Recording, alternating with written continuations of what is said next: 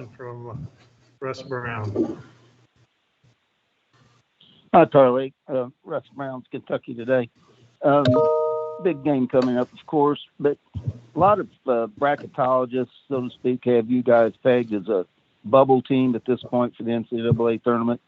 A couple things I'd like to know if you agree with that, and if not, why. And do you feel these last three games are pretty vital to your chances for the tournament and your seeding? I definitely think these last few games are definitely huge. Just to basically have a good spot in the tournament, and I also think it'll be a good start going into the tournament to have a 3-game winning streak, or possibly a 4-game winning streak under our belt leading into the tournament and stuff. So I definitely think that winning these last few games would be huge, but we just can't get ahead of ourselves, and we just got to take it one game at a time. Do you agree that you're on the bubble, or do you think that's not correct? I think we are. I honestly don't really know how it works. But just knowing some of the losses we took, to Florida State, our last recent loss to North Carolina, and early in the year to Wisconsin and stuff like that kind of set us back. But I definitely think we're on the bubble, and we need to just buckle down and just remain solid for our last few games in the regular season. Thanks. Shannon? Hey, Carlik. This is your third game back from the second long pause. In what areas do you feel like your team is starting to kind of rebuild consistency and get back to the things you were doing earlier in the season? I would just say staying locked in. Like you said, with the pauses and stuff, it's kind of hard to, come back the same as you did before the pause. But really, it's just staying locked in. We're usually getting up and down in practice, so I feel like us being in shape, I don't think that's a problem. I think we're back to our normal selves and being in shape. And like I said, it just comes down to staying locked in, staying with the task at hand, working on ourselves day in, day out, and just following our coach's plans. Go to Kent and then Gary.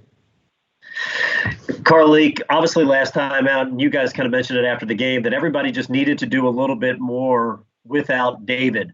When he comes back, is it vital for everybody to continue to do a little bit more and not rely so heavily on you and him?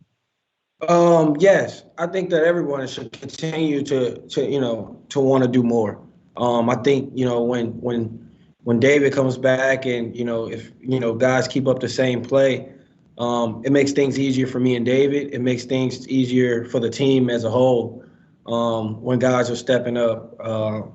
I also feel like it'd be hard to beat us if we have 5-6 guys in double figures, and then Malik and Jalen had not double doubles, but double digit rebounds. So when they produce like that, and even with David being back, I think we'll be a hard team to beat for sure. Gary?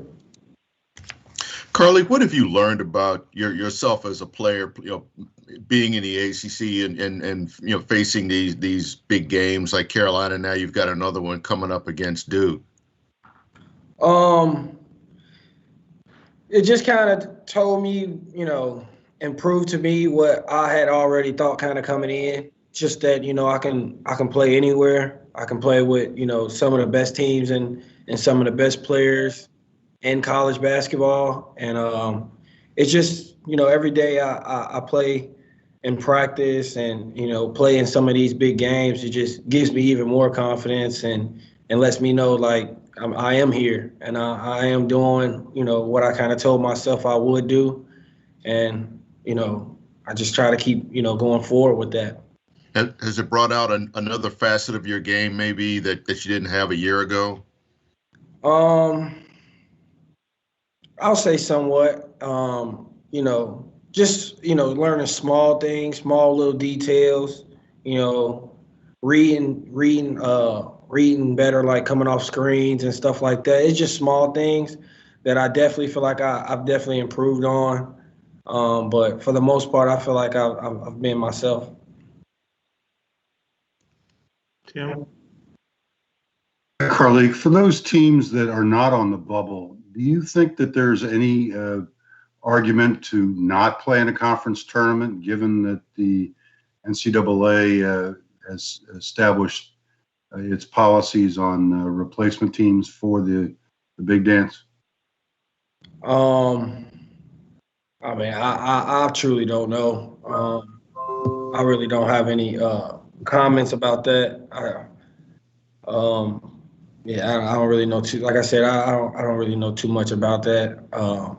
Honestly, I'm just here to play. I'm here to practice, and I just really know about my schedule and our chances and stuff. So that's all I really know about it.